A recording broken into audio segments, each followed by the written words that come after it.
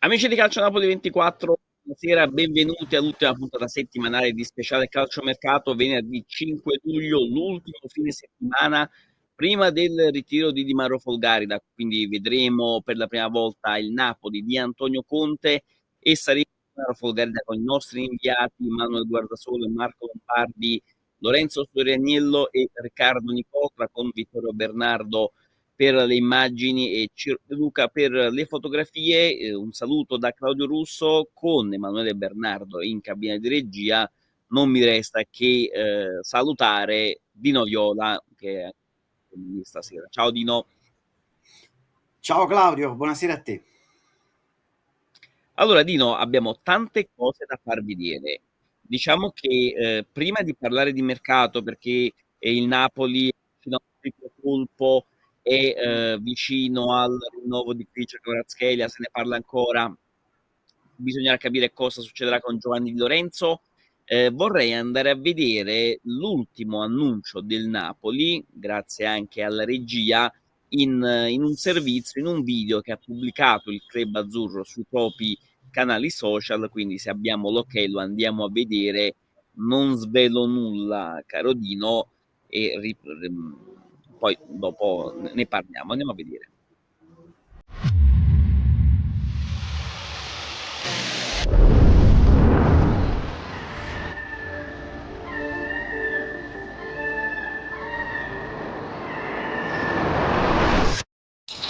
Al 42esimo minuto di gioco le squadre sempre sullo 0-0.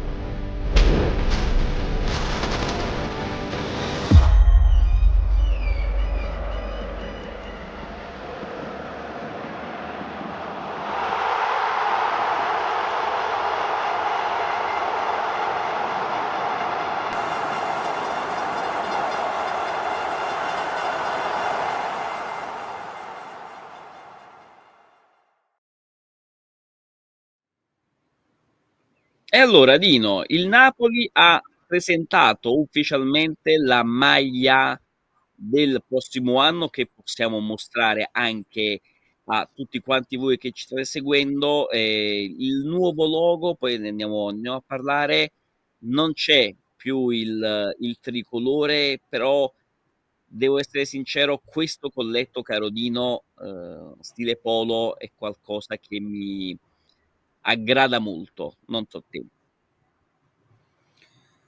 Ma come prima impressione a me ha ricordato molto questa maglia, una delle maglie indossate nel periodo di Maradona, probabilmente l'anno dello scudetto, cioè proprio Quale dei due? Che 86. lo andiamo a confrontare subito. Allora, no, il primo scudetto, l'anno del primo scudetto, ovviamente la maglia senza scudetto, cioè l'annata in cui l'hai vinto.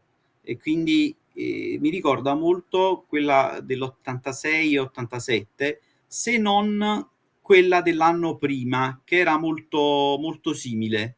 No, questa Intendi credo questa, sia... Dino? No, e allora l'anno prima.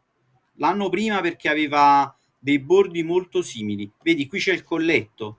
L'anno prima, quindi 85-86. Ci Se arriviamo è possibile, subito. sì, c'è una maglia del Napoli, eccola qua, guarda, colletto, bordino bianco, molto essenziale. Insomma, Allora, mi guarda, sembra che sto ci per fare... Eccola qui. Questa qui è quella di quest'anno, quella che stiamo mostrando, e sì, questa qui è quella dell'85-86. sì, sì.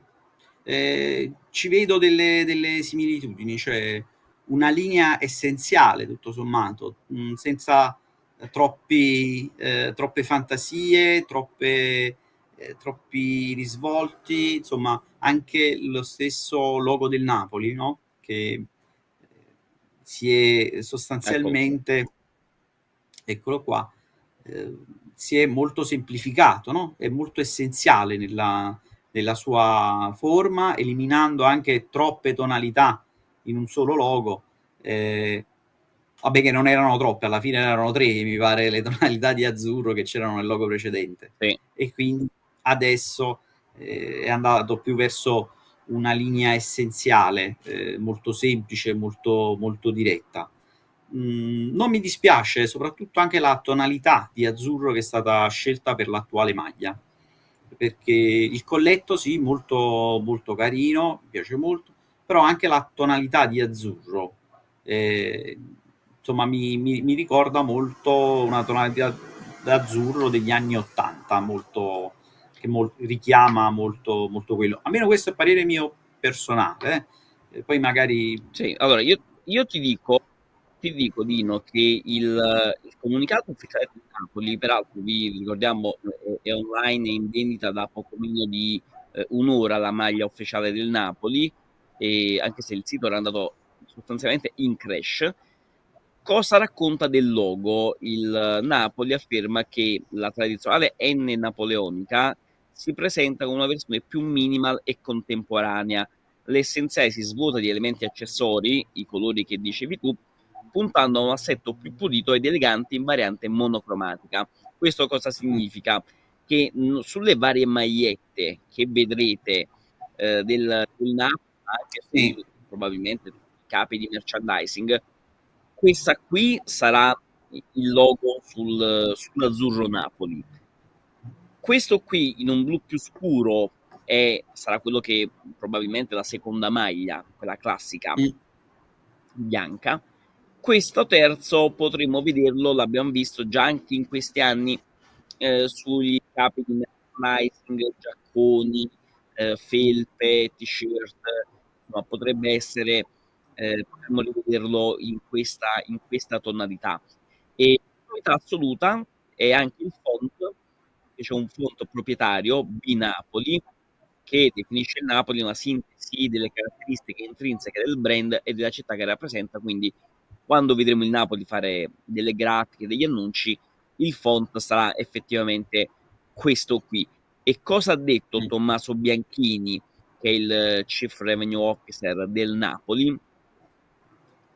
Che la maglia home riporti nuovi elementi identificativi con la sua linea elegante, si pone come elemento distintivo di una Napoli sempre più al centro del mondo, ma soprattutto nella giornata del 9 luglio, quindi martedì, sarà annunciata la nuova campagna abbonamenti per poter continuare a vivere da vicino la passione per la città e per la squadra. Questa è la dichiarazione di Tommaso Bianchini, e un attimo da te mi sembra che il Napoli vada di tempi molto ristretti, nel senso ha accelerato molto sia sul mercato sia su campagna per la maglia. Se ricordi, eh, già dallo scorso anno, però stanno andando a tutti i punti. Mi sembra che su entrambi i piani si stia andando molto velocemente.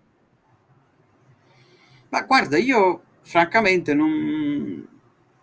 sembro ancora un po' malfidato del Napoli, cioè non mi fido ancora, come devo dire, perché vedo troppi cambiamenti repentini, sia nelle voci, nei profili che il Napoli starebbe seguendo, anche i profili che il Napoli sta chiudendo. Mi sorprende molto io non ricordo il Napoli che ai primi di luglio abbia, diciamo, in mano praticamente almeno 2 acquisti già, insomma, già pronti al 90%, si può dire, no? Eh, io francamente ricordo sempre delle campagne acquisti molto attendiste e poi soprattutto un Napoli che solitamente ci ha abituato prima a delle cessioni e poi ad effettuare degli acquisti. Le ultime campagne acquisti significative del Napoli, insomma, ricordo anche calciatori arrivati e andati via praticamente alle ultime settimane. Ricordo anche, se non sbaglio, Raspadori, pure fu un acquisto non proprio, certamente non sono acquisti che poi si sono poi presentati nei ritiri, però dovesse il Napoli effettuare, ufficializzare l'acquisto per esempio di Spinazzola e quello di Buongiorno, a me sorprenderebbe molto, sia per il profilo scelto, sia per la tempistica, come tu dicevi. È un Napoli che sta accelerando. Forse mi sbaglio, ma insomma, da quando il Napoli non si avvicina a un profilo come quello di Spinazzola? Cioè, giocatore Da un bel po', poi da un bel po'. ne Da quando parleremo, il Napoli, Nino. ok, da quando il Napoli non si avvicina, cioè non fa un'offerta di 40 milioni per un difensore? Ecco, mi hai dato un grande assist, perché parliamo di Alessandro Buongiorno, il difensore del Torino. Andiamo a sentire un attimo cosa ha detto Giuseppe Riso, il suo agente all'esterno di Casa Inter, poi abbiamo degli aggiornamenti e ne parliamo anche con un nostro ospite. Sentiamo Riso e poi torniamo in studio. Su Buongiorno a Napoli ci puoi dire qualcosa? Buongiorno all'Inter. C'è la possibilità. È chiusa Due no. battute. No, no, dai, dici una cosa, Due battute anche con l'Inter per capire un po', ma solo questo. Abbiamo fatto una chiacchiera, un po' di chiacchiere. Solo una roba, su Frattesi ci puoi chiarire un attimino la sua posizione, perché sono uscite tante cose, magari...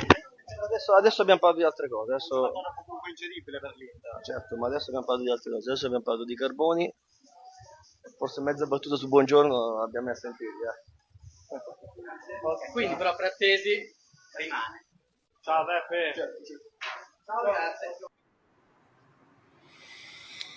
Due battute su Buongiorno anche con l'Inter. Cos'è una mossa per mettere pressione al Napoli oppure c'è effettivamente questa possibilità?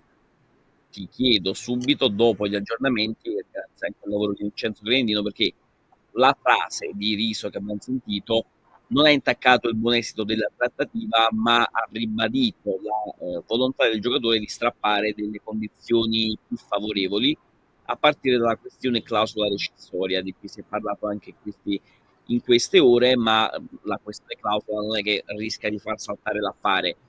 Non è ancora tutto fatto perché Cairo ha detto parlare con il giocatore, c'è moderatamente ottimismo comunque, ma chiusura in questo momento, oggi 20 e 21 del 5 luglio, non ne abbiamo.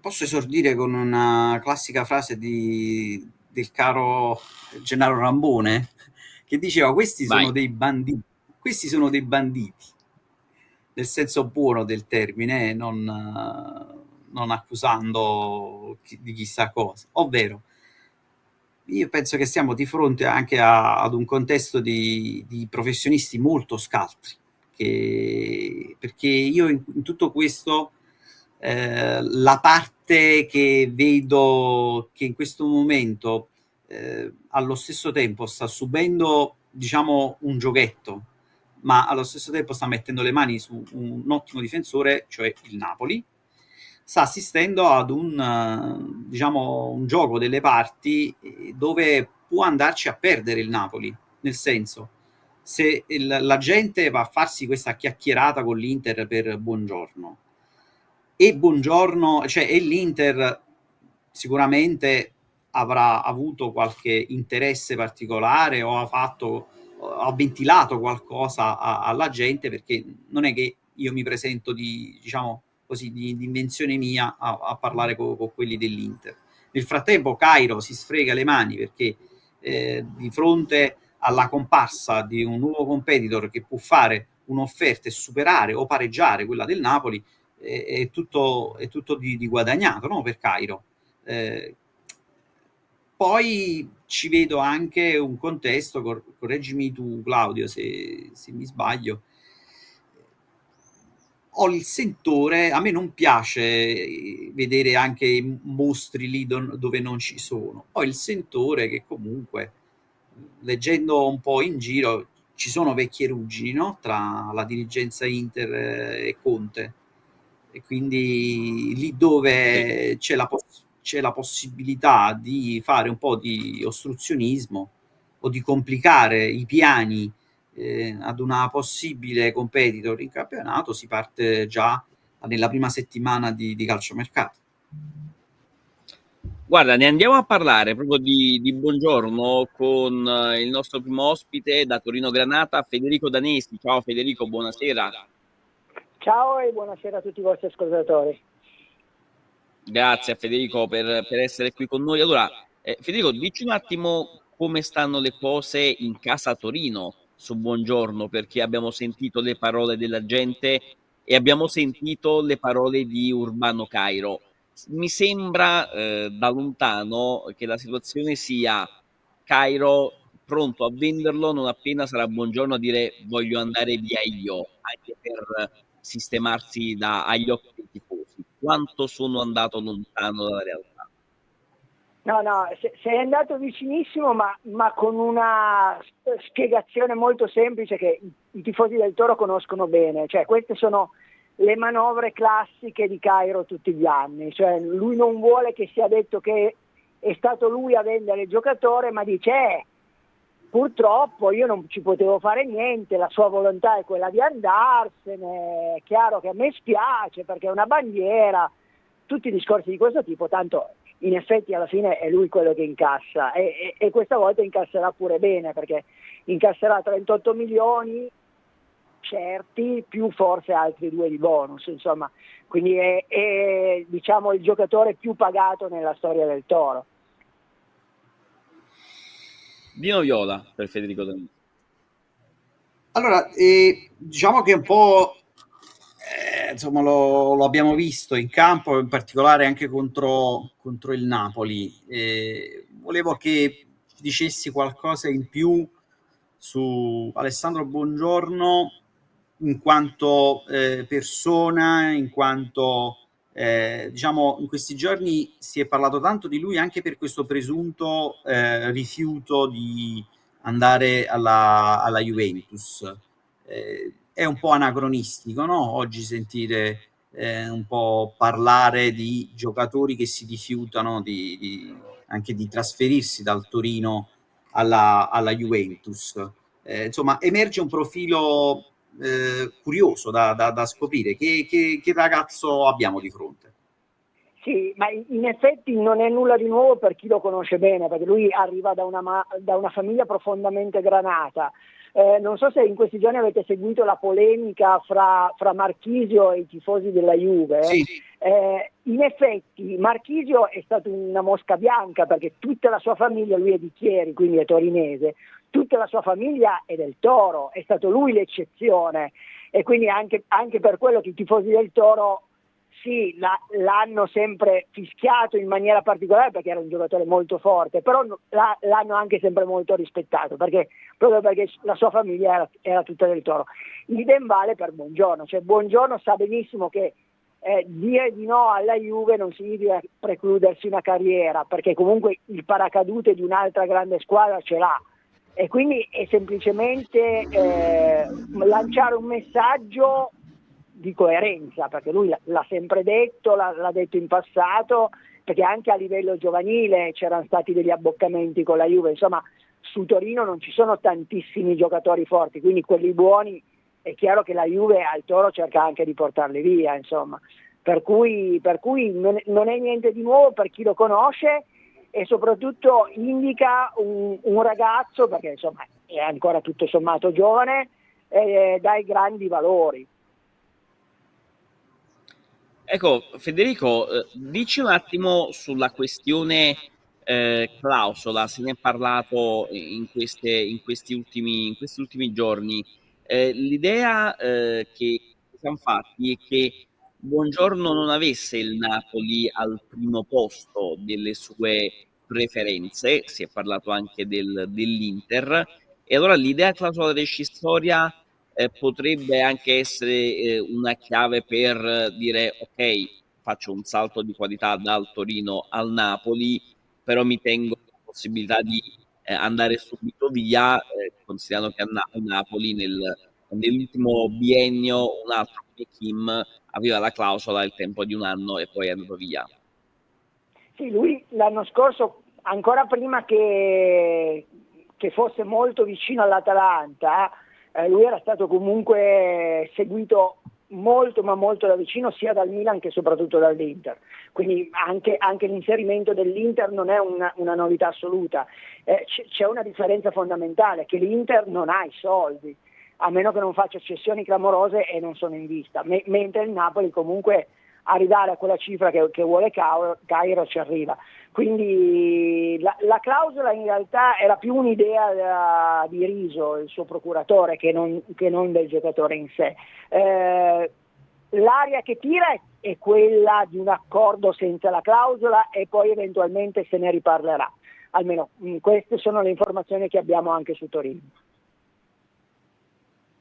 Federico, io invece volevo chiederti, poi può darsi pure che mi sbaglio, è un ragazzo che è cresciuto con i colori granata addosso, però nel calcio ci si può aspettare di tutto, al di là del fatto che l'Inter possa avere o meno i soldi nel breve termine. Insomma, è un ragazzo che ha delle simpatie per l'Inter, oppure non so, la Champions potrebbe fargli cambiare idea e magari aspettare l'offerta dell'Inter. Sì, diciamo che lui adesso si sente pronto per la Champions, al di là del fatto che agli europei Spalletti non gli abbia fatto giocare neanche un minuto e quindi la sua esperienza internazionale sia limitata a quelle 3-4 partite in cui ha giocato con l'Italia, perché col Toro l'Europa l'ha vista sempre col binocolo. Detto questo, è chiaro che la prospettiva di giocare in Champions è molto allettante, però lui è anche uno di parola, quindi se ci sono stati i colloqui con Conte, visto che Conte comunque prima di trasferirsi a Napoli ha sempre vissuto a Torino, ha mantenuto la sua casa a Torino anche negli anni in cui allenava a Londra, per dire. Quindi comunque si conoscono, si sono parlati e lui se ha detto di sì a Conte non torna indietro. Ecco, Federico, ti chiedo sulle modalità d'acquisto, nel senso le cifre le conosciamo, 35 milioni più 5 di bonus, milione in più, milione in meno, però sullo stesso asse potrebbero muoversi altri giocatori, perché si è parlato della possibilità che il Torino potesse chiedere due giovani delle giovanili del Napoli, Giuseppe D'Angelo e Gianluca Bigliotti. È una questione interna all'affare Buongiorno, sarebbero degli affari slegati, per quanto il Napoli non vorrebbe cederli a titolo definitivo. Esatto, in realtà dovrebbero essere affari slegati, esattamente come eventualmente l'inserimento per Ostigard, che è un giocatore che il Toro ha già cercato a gennaio, poi aveva mollato la presa anche perché il Napoli comunque non voleva darlo via. In realtà oggi sono usciti altri profili per la difesa del Toro, rilanciati anche da Sky Sport. Uno è Bania, che non so se conoscete, a rispetto del nome è un giocatore italianissimo, lui è cresciuto nel Modena, adesso da 2 anni gioca nel Trabzonspor. Poi c'è Struik, che è un olandese che gioca nel Leeds, e poi un altro nome che è stato accostato al Toro è quello di Igor, quello che giocava nella Fiorentina e che adesso è al Brighton, però Al Brighton. onestamente esatto, credo che sia un profilo troppo alto per il Toro, nel senso che è difficile che Igor si muova dal Brighton per venire a Torino. Quindi diciamo che al momento l'orientamento del club è quello di incassare e basta. Poi eventualmente si parlerà anche di altri affari, altri giocatori, altre prospettive. Anche perché tenete conto che la primavera del Toro ha appena cambiato allenatore, perché è andato via Scurto e è arrivato Tufano. Quindi comunque la primavera è un work in progress. Avrà il vantaggio che quest'anno sia la prima squadra che la primavera si alleneranno entrambe a Pinzolo, quindi praticamente una attaccata all'altra, e quindi faranno un lavoro più o meno di gruppo. Però a quello che sappiamo noi la trattativa è al momento è esclusivamente sui soldi e non con giocatori in contropartita tecnica. Vedremo come andrà a finire, caro Federico Danesi da Torino Granata. Grazie per essere stato qui con noi e un buon proseguimento di serata. Alla prossima. Grazie a voi e grazie soprattutto per avermi chiamato. Alla prossima. Grazie Federico, grazie. Dino, prima di buongiorno, io ti chiedo cosa vuoi vedere prima, il tabellone della Coppa Italia o sapere quando debutta in Serie A il Napoli di Antonio Conte? Tabellone Coppa Italia. Allora, tabellone Coppa Italia che adesso possiamo mostrarvi, che è l'unica coppa che ufficializzato abbiamo oggi. Sì, purtroppo sì, Dino. Si parte con il turno preliminare con Carrarese Catania, Cesena Padova, Juve Stabia Avellino e Mantova Torres. derbissimo, Come hai detto, Dino? derbissimo Juve Stabia Avellino. Sì, poi siamo coinvolti direttamente. Juve Stabia e Avellino sono nella parte di tabellone che coinvolge anche il Napoli, che come potete vedere qui, testa di serie numero 10, perché arrivato 10° in campionato, affronterà il Modena, squadra di Serie B, e la affronterà non l'11 come da tabellone della Lega Serie A, bensì sabato 10 agosto alle ore 21:15 allo stadio Diego Armando Maradona, quindi probabilmente potrebbe finire anche l'8 il ritiro di Castel di Sangro, che aveva prevista già una data finale del 9, e Napoli sotto Conte vorranno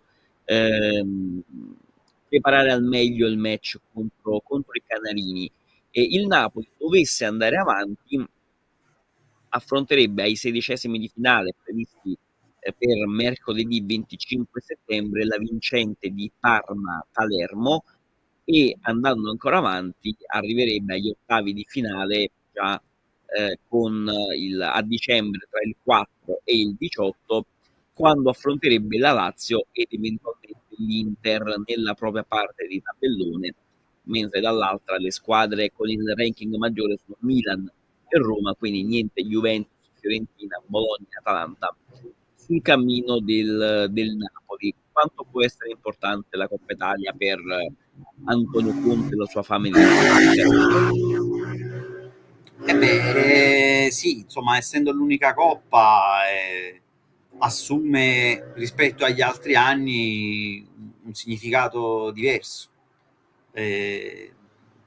Può essere questo anche un pretesto per lavorare un po' sulla testa dei calciatori azzurri, per questioni di stimoli, di obiettivi che ovviamente non mancheranno, che ovviamente verrà affrontata anche sulla base del fatto che il Napoli potrà preparare, al di là dei turni infrasettimanali, potrà preparare la partita di campionato lungo tutta la settimana, e quindi restare concentrati su questo. La Coppa Italia è ovvio che assume un significato diverso, anche perché le principali competitor nella Coppa Italia probabilmente ci puntano molto meno in quanto impegnate sul palcoscenico europeo con la Champions League, con l'Europa League, dovendo fare una scelta, dovendo anche far ruotare un po' di elementi all'interno dell'organico, quindi ci sarà modo di affrontare le squadre. Per il Napoli, secondo me, c'è una chiave di lettura diversa rispetto alle altre, proprio perché non ha altri impegni tra le coppe. Dino, nel frattempo ti dico che la Spagna è in semifinale all'Europeo, stasera c'è anche il Portogallo-Francia per definire la seconda semifinalista, battuta la Germania ai supplementari.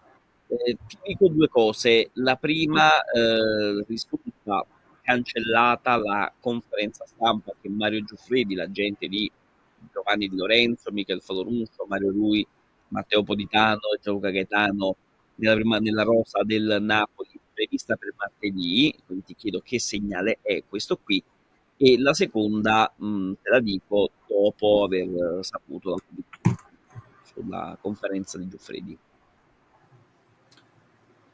Allora, la questione della conferenza era legata anche per cercare di placare un po' tutte le polemiche, no? Che erano sorte attorno al capitano.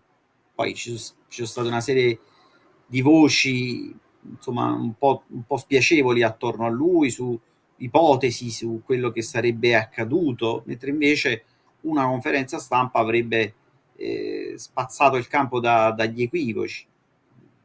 Poi è ovvio che ognuno dei protagonisti ci ha messo il proprio carico sopra.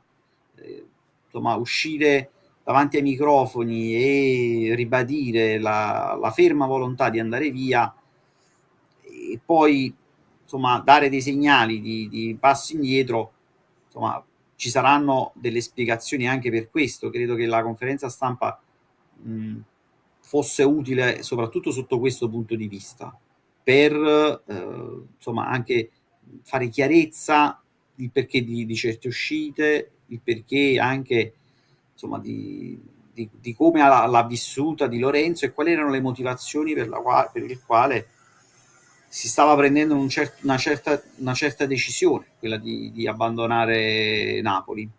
Ecco, da questo punto di vista l'idea della conferenza stampa non la trovo del tutto sbagliata.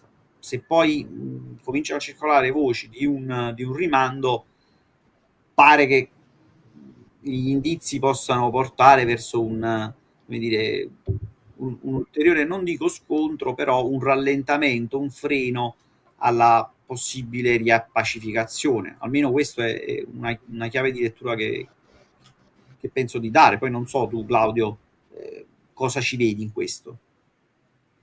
Guarda, io voglio dirti di più, voglio fare un po' di dietrologia spicciola, perché nelle foto pubblicate dal Napoli con le nuove maglie, che nel finale di trasmissione vi riproporremo, c'è Giovanni Di Lorenzo con Mattias Olivera e Matteo Politano. Io comunque una foto del genere in un calcio che è sempre più social e quindi dobbiamo sfruttare qualsiasi indizio. A me sembra che vedere Di Lorenzo comunque sui tabelloni pubblicitari a Di Maro Folgarida, nei video promozionali, come testimonial della nuova maglia, guarda, mancava soltanto la fascia di capitano al braccio e ti avrei potuto dire Di Lorenzo resta. Secondo me alla fine andrà così e tutto va in questa direzione. E sulla questione conferenza stampa, ti dico la verità, cambia poco, sarebbe stato molto più interessante magari parlare degli altri assistiti con Giuffredi, da Mario Rui in uscita, da Fornuccio che deve rinnovare e da Gaetano che potrebbe essere in parco, se proprio vogliamo dirla tutta. La seconda notizia, però invece Dino che ti dico, e poi andiamo al telefono, riguarda Khvicha Kvaratskhelia. Perché? Perché nonostante ci siano delle smentite di rito, Ieri comunque c'è stato un incontro tra l'entourage del Giorgiano e Giovanni Manna, il direttore sportivo del Napoli, che in questo momento è a Milano. Cosa ha detto la posizione del Napoli qual è? C'è questa offerta da 11 milioni di euro di stipendio del Paris Saint-Germain e il Napoli dice se il Paris Saint-Germain offre questa cifra ci aspettiamo una valutazione del cartellino almeno 10 volte tanto come da logica del mondo del calcio. Un'offerta che in questo momento non c'è, mentre il Napoli ritiene che l'offerta di rinnovo comunque arrivare a 5 milioni di euro all'anno più bonus, che renderebbe Kvaratskhelia il più pagato della rosa, sarebbe in linea con il rendimento di Kvara negli ultimi 2 anni. Altrimenti l'idea del Napoli è vanno bene questi soldi oppure resti al 1,5 milioni, 6 attuale che hai di contratto. Sicuramente la cessione è fuori discussione. Per certi aspetti sì, però insomma non farebbe nessuno poi arrivare all'ultima ipotesi che hai elencato tu, perché comunque insomma sarebbe anche sciupare il valore di uno come Kvara. Credo che alla fine un po' di buonsenso si possa, con un po' di buonsenso si possa ricucire un po' il tutto. Tu dici, ok, in questa promozione della maglia c'è Di Lorenzo, c'è Politano, c'è Oliveira, quindi non c'è, ad esempio, giustamente Osimhen che è stato sbandierato ai 420, insomma, la sua possibile eventuale cessione. Insomma, però in questa maglia nel trio non c'è uno come Kvara, no? Che poteva essere un giocatore simbolo per certi aspetti. Poi ci sono tante altre situazioni che il Napoli deve migliorare, deve curare. Probabilmente vedremo con la mano di Conte che sta cambiando le strategie del Napoli in entrata, può darsi che cambi anche la strategia sui rinnovi. Questo non mi sento di escluderlo. Prima parlavamo di tempistiche, anche il fatto stesso, al di là di Spinazzola, al di là di Buongiorno, il fatto stesso che il Napoli stia cercando di risolvere nell'immediato il problema di alcuni rinnovi, mi sa di cambio di strategia. Cioè, quindi magari nessuno può escludere che si arrivi anche alle cifre che Kvara possa chiedere. Infatti effettivamente l'idea del Napoli deve essere quella, ma noi già ne abbiamo parlato anche nei mesi scorsi, Dino, quando parlavamo del rinnovo di Osimhen, su Kvara si poteva dire Napoli cede Osimhen e una parte di quei soldi li riversa poi sul rinnovo di Kvaratskhelia, quindi potrebbe essere questa una idea. Non so se abbiamo l'ok, dovremmo avere Beppe Accardi con noi. Beppe, Buonasera a ci sei? tutti. Buonasera. Buonasera. Ciao Beppe, buonasera, Salve, grazie per ciao. aver accettato il nostro invito.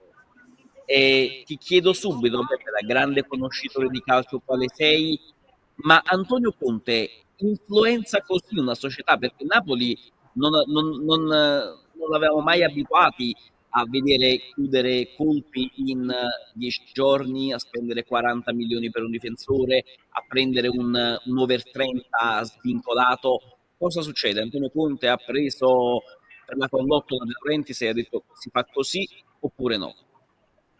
Nel momento in cui tu prendi un allenatore come Conte è ovvio che gli devi dare delle garanzie. Il presidente probabilmente si è impegnato, non probabilmente, sicuramente si è impegnato nei suoi confronti a provare ad accontentarlo, hanno trovato un compromesso e fortunatamente questo compromesso sta andando avanti nella maniera migliore. Lo stiamo vedendo da quello che sta succedendo oggi nel calciomercato, no? Del Napoli. Le operazioni si chiudono, hanno un senso e una logica. Se vi ricordate, quando lui firmò per il Napoli, un po' tutti siamo rimasti non basiti, però meravigliati perché abbiamo sempre detto che probabilmente questo tipo di rapporto fra Conte e De Laurentiis sarebbe stato un rapporto turbolento, no? Probabilmente De Laurentiis ha capito che negli anni doveva migliorare in qualcosa, Conte anche lui negli anni è diventato probabilmente più politico fra virgolette, ma sempre con le sue pretese, e alla fine la realtà è che sta venendo fuori qualcosa di bello, no? Perché vedere due persone che sono tanto simili ma tanto diverse, che riescono a trovare una logica comune, fa sperare bene per quello che sarà il futuro del Napoli. Ecco Beppe, poi ti lascio le curiosità di Dino Viola che è qui in studio qui con me. Mi sembra che durante la conferenza stampa di Conte l'idea che sia uscita fuori è Conte, come se avesse detto a De Laurentiis, tu non entri in alcuna decisione che riguardi il gruppo squadra. E a me questa cosa mi fa molto sorridere se penso che nemmeno 8 mesi fa De Laurentiis commissariava Rudy Garcia andando a Castel Volturno quando si parlava già di un suo possibile esonero, ma ce lo vedi De Laurentiis che si tiene da parte? Lui sempre molto presente nella gestione di un club. Ma nel momento in cui De Laurentiis ha preso Conte era fisiologico che dovesse fare 10 passi indietro. Poi bisognerà vedere quanto e come questi passi indietro possano resistere e possano, ma tutto dipenderà poi alla fine secondo me dai risultati. Però io sono convinto che Conte alla fine farà per forza bene, perché lo stanno mettendo nella condizione comunque di poter lavorare e di poter decidere, e non è poco, ma lui d'altronde è un allenatore così, si arriva, è decisionista, ha le idee chiare, sa quello che vuole, nel momento che De Laurentiis l'ha preso sapeva che andava incontro a questo. Dino. Io volevo il punto di vista di un agente che insomma spinge per avere una clausola sul proprio assistito. Per quale motivo? Ma non ho capito bene.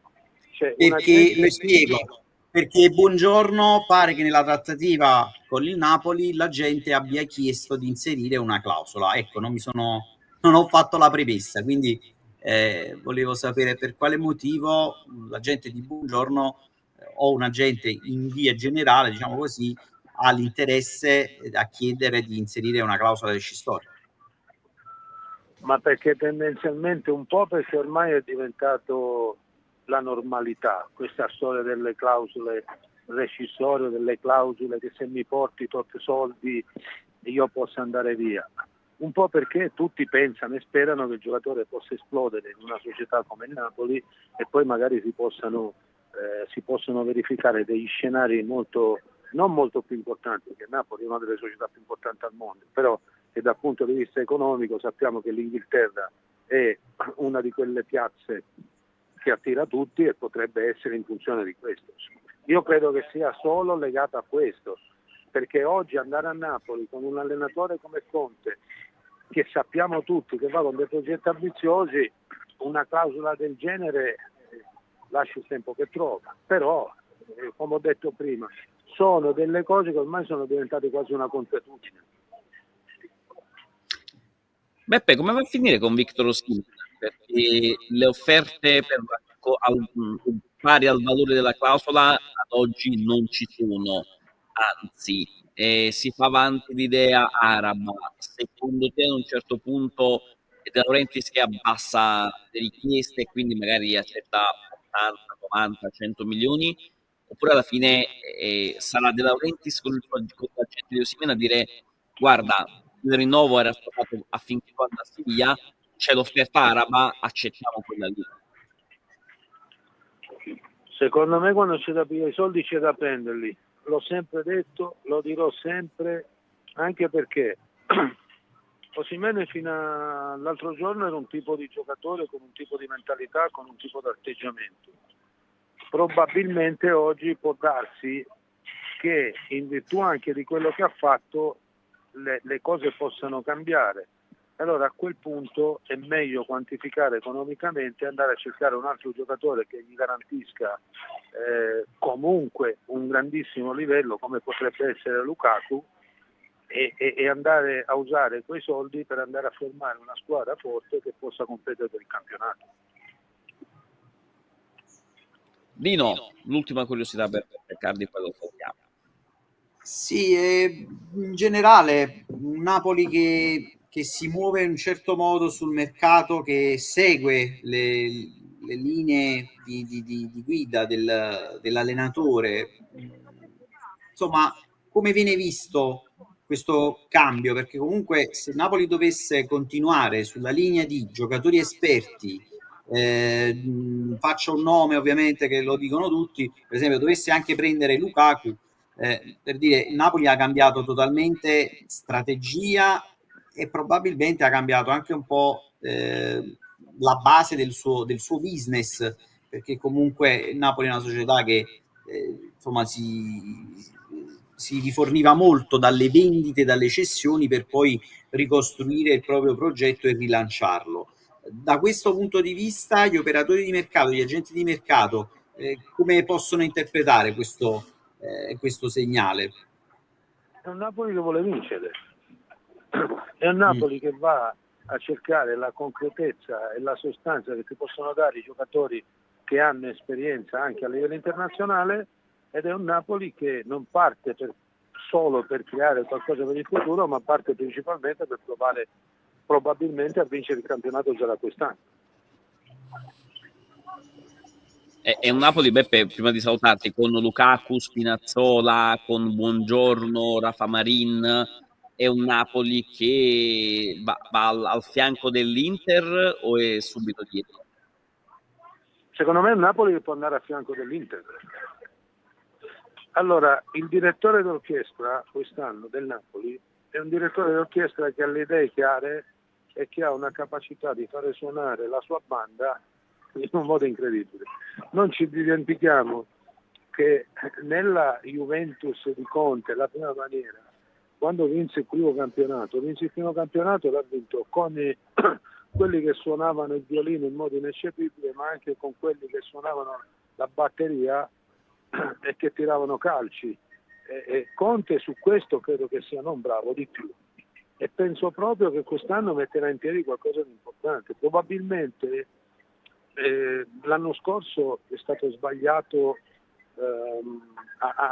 il fatto di scegliere un allenatore come Rudi Garcia, non perché non sia un grande allenatore, ma perché probabilmente non aveva quel tipo di personalità di bisogno un presidente come De Laurentiis. Vedremo caro Beppe Cardi. Nel frattempo io ti ringrazio per aver accettato il nostro invito e a presto di sentirci. Buona serata. Grazie a voi, buona serata a tutti. Grazie a Beppe Cardi. Dino, prima di salutarci, ricordi le prime 3 giornate del Napoli? Sì, allora esordio col Verona, poi ci sono Ok. poi ci sono 2 partite in casa, Parma e Bologna. Allora, sì, prima il Bologna e poi il Parma. Avrei Prima il voluto Bologna e poi il farle Parma. vedere, ma ho dimenticato, questione di regia, errore mio, però vi dico che Verona-Napoli si giocherà domenica 18 agosto alle ore 18:30, quindi a metà della giornata, che da sabato 17 con Genoa Inter e Parma Fiorentina fino al lunedì 19 alle 20:45 Juventus Como. La seconda giornata è Napoli-Bologna domenica 25 agosto alle ore 20:45, quindi posticipo domenicale, e il lunedì poi si chiuderà con Cagliari Como e Verona Juventus. La terza giornata, quindi Napoli-Parma, sabato 31 agosto ore 20:45, anche qui la giornata inizierà venerdì 30 e si chiuderà domenica 1° settembre con i match che vedranno in campo Fiorentina-Monza, Genoa-Verona, Juventus-Roma, Udinese-Como. Tutte le informazioni le potete trovare sul nostro portale calcionapoli24.it. Lo ripetiamo, ci sono stati dei problemi tecnici per quanto riguarda l'aggiornamento del sito, però già nelle prossime ore sarà tutto sistemato. Beh, di no, penso che abbiamo detto tutto, no? Sì, penso che non abbiamo lasciato nessun argomento evaso e quindi possiamo congedarci. Assolutamente sì. Allora, Dino Viola, grazie per avermi fatto Grazie a te, compagnia, Claudio. sempre al mio fianco. Ci ritroviamo la prossima Grazie a settimana. te. Grazie a Emanuele Bernardo in cabina di regia, a tutti quanti voi che ci avete seguito. Ricordate, la prossima settimana inizia il ritiro e lo vivremo dalla mattina alla sera, giorno dopo giorno, con tutti gli eventi. Poi vi faremo sapere l'esatto programma a seconda degli orari degli allenamenti del Napoli di Antonio Conte. Da Claudio Russo un saluto a tutti, vi lasciamo con la presentazione di nuovo della maglia del Napoli con il video della SSC Napoli. Grazie a tutti e buon proseguimento di serata sulle nostre frequenze.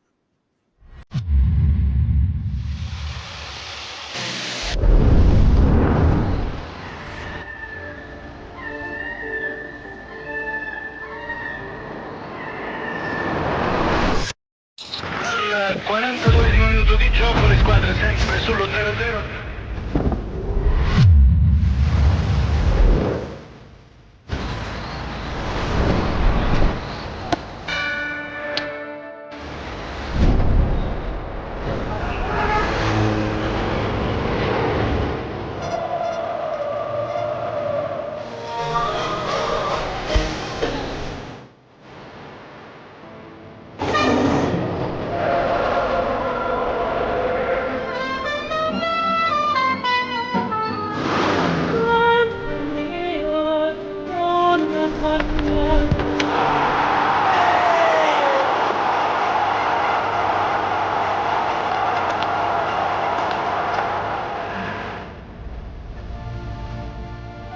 Ottimo, molto messo,